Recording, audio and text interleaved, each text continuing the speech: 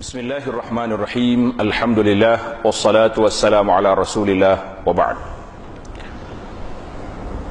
Muslimin dan muslimat, para jemaah sekalian, suatu perbincangan para ulama apabila berlaku hari raya pada hari Jumaat. Bila hari raya ni jatuh pada hari Jumaat, maka bagaimana keadaannya? Di sini terdapat 4 pandangan ulama. Tuan-tuan dengar pandangan ulama, kemudian kita pilih mana ke yang sepatutnya.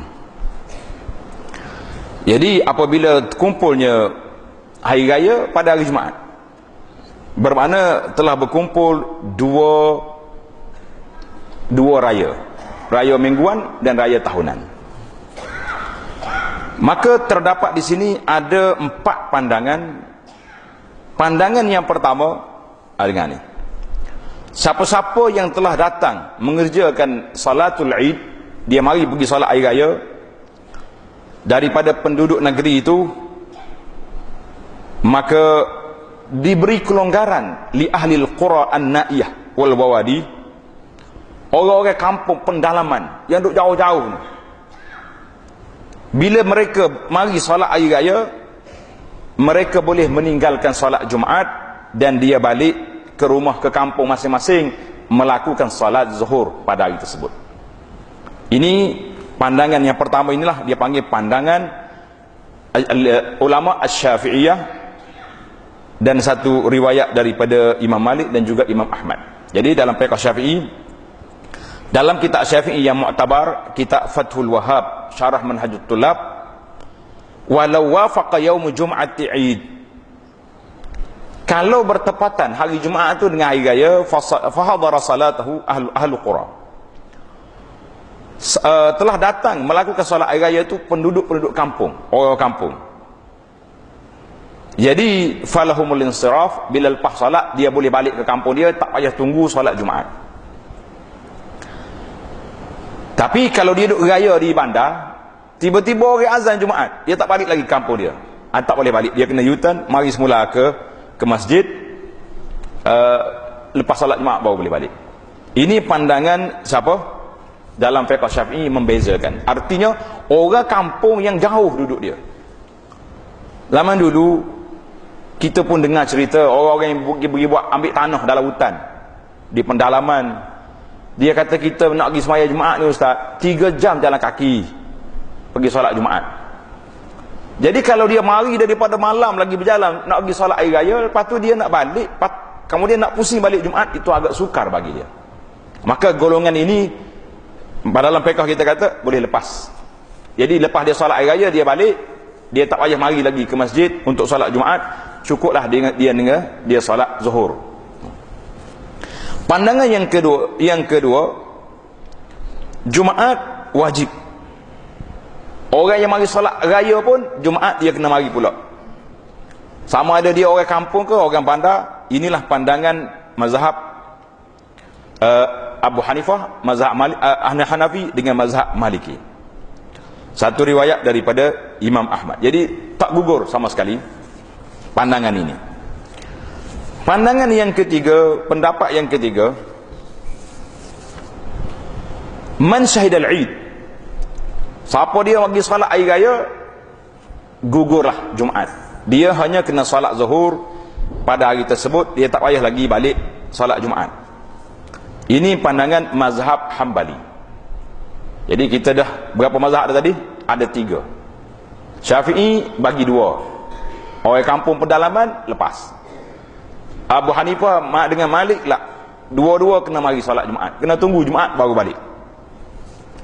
Yang ketiga mazhab Hambali, siapa dia solat Jumaat, solat raya, gugurlah solat Jumaat. Ini yang duduk disebarkan dalam internet hari ini, bahawa siapa yang pergi solat raya tak payah solat Jumaat lagi hari itu, mereka hanya solat zuhur masing-masing. Pandangan yang keempat yang paling hebat sekali, siapa dia solat raya, saya nak sebut malah ni, takut ada orang buat, dia kata ada pandangan ulama jadilah kok. Jadi gugur bagi dia Jumaat dengan zuhur ma'an, sama-sama. Jumaat pun tak payah, solat zuhur pun tak ada, kira ganti dengan solat raya tadi. Ini pandangan Atha, diriwayatkan daripada Atha, kata di para ulama, wa hadza al-qaul matruk mahjur. Pandangan ini telah ditinggalkan kerana terlalu janggal, nak gugurkan semua sekali. Jadi maka kita mengatakan pandangan yang wasat dalam masalah ini, ada beberapa hadis yang disebut tentang perkara ini. Hadis yang disebut tentang solat Jumaat ini disebut oleh para ulama, beberapa hadis.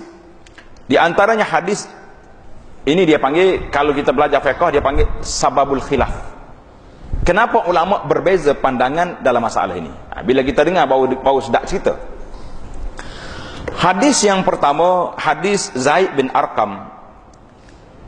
Sayyidina Muawiyah bin Abi Sufyan tanya dia, adakah awak pernah solat bersama, berjumpa, duduk bersama Nabi sallallahu alaihi wasallam Idaini, dua hari raya berkumpul sekali, mana hari Jumaat dengan hari raya, fi yaumin wahid? Qala na'am. Kata di Zaid, ya, pernah berlaku Jumaat, hari raya pada hari Jumaat. Qala kaifa sana? Bagaimana Nabi kita buat? Qal sallal Eid thumma rakhasa fil Jum'ah. Nabi kita solat hari raya, kemudian Nabi bagi kelonggaran tentang solat Jumaat. Qala man sya'a yusalli falyusalli. Siapa nak solat, solat. Siapa tak nak solat, boleh balik solat zuhur. Hadis ini diriwayat oleh Imam Ahmad, Abu Daud, An-Nasai. Jadi adalah perbincangan ulama, ada yang mengatakan hadis ini kuat, ada tak kuat. Kita ambil kata-kata Imam An-Nawawi dalam kitabnya Al-Majmu', katanya isnaduhu jayyid. Jadi Imam Nawawi kata sanad dia boleh diterima. Maknanya Nabi beri kelonggaran, boleh nak solat Jumaat, boleh nak balik. Yang kedua, ada lagi hadis lain, qad ijtama'a fi yaumikum hadza 'idan. Telah berkumpul pada hari kamu ni dua perayaan. Faman syaa ajza'ahu minal jum'ah. Siapa dia nak baliklah. Jadi boleh dia solat zuhur, tak payah sembahyang Jumaat. Wa inna mujammi'un. Nabi kata kami sendiri akan lakukan solat Jumaat. Kami akan lakukan solat Jumaat. Hadis yang ketiga, hadis Ibnu Umar, terkumpul pada hari raya dengan hari Jumaat ala ahdi Rasulillah, di zaman Nabi sallallahu alaihi wasallam, fa shalla bin nas, maka Nabi kita solat. Lepas Nabi solat, Nabi kata apa? Man syaa an ya'til jum'ah falyatiha. Siapa nak mari solat Jumaat lepas ni, mari. Siapa dia, wa man syaa yatakhallaf, siapa tak nak mari dah, boleh tak mari. Jadi hadis ini diriwayatkan oleh Ibnu Majah. Maka yang pertamanya, hadis-hadis yang menyebut tentang cerita ini diperbincangkan oleh para ulama. Ada yang mensahihkan, ada yang tidak menerimanya. Maka lahirlah pandangan tadi di empat mazhab meletakkan sedemikian. Hambali paling kuat mengatakan lepas, tak payah salat Jumaat, dia boleh salat zuhur. Tapi kalau di salat Jumaat sah. Maka di sinilah kita mengatakan muslimin dan muslimat, para jemaah sekalian, bahawa pandangan al-wasat yang baik dalam masalah ini, iaitulah pandangan yang pertama tadi, yang mengatakan kalaulah orang tu duduk di balad, macam tuan-tuan hari ni, kalau rumah jauh sikit pada masjid pun, kereta depan tangga tu Masya Allah lah. Kalau hari raya ni, orang panggil melimpah ruah kereta dah. Hak mari Kuala Lumpur pun ada, hak mari di mana hak dalam negeri, dalam kampung pun ada. Jadi kita nak bagi alasan payah nak pergi solat Jumaat tu, memang agak sukar. Memang agak sukar. Apalagi kalau hak rumah dia memang duduk, dia dengar azan, kalau tak apa ni, terlalu dekat dengan masjid, maka tidak ada hak untuk dia nak gugurkan solat Jumaat. Jadi orang duduk solat Jumaat, ittaqullah di masjid, dia nak makan kuih raya rumah, kita mengatakan tidak. Jadi hadis-hadis itu telah diperbincangkan oleh para ulama. Karena itulah lahir beberapa pandangan. Jadi pandangan fiqh Syafi'i yang mengatakan kalau orang pendalaman jauh, balik ke pos dia ni, jauh dia balik, nak keluar pula agak sukar, bolehlah kita menerima pandangan fiqh Syafi'i yang mengatakan gugur bagi pihak mereka. Jadi insya-Allah pandangan yang ringkas ini mudah-mudahan muslimin dan muslimat mendapat penjelasan.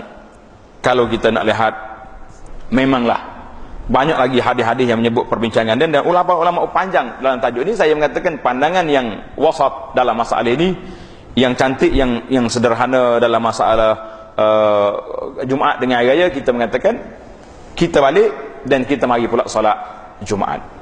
Wallahu taala a'lam wa sallallahu ala nabiyyina Muhammad wa ala alihi wa sahbihi ajma'in walhamdulillahi rabbil alamin.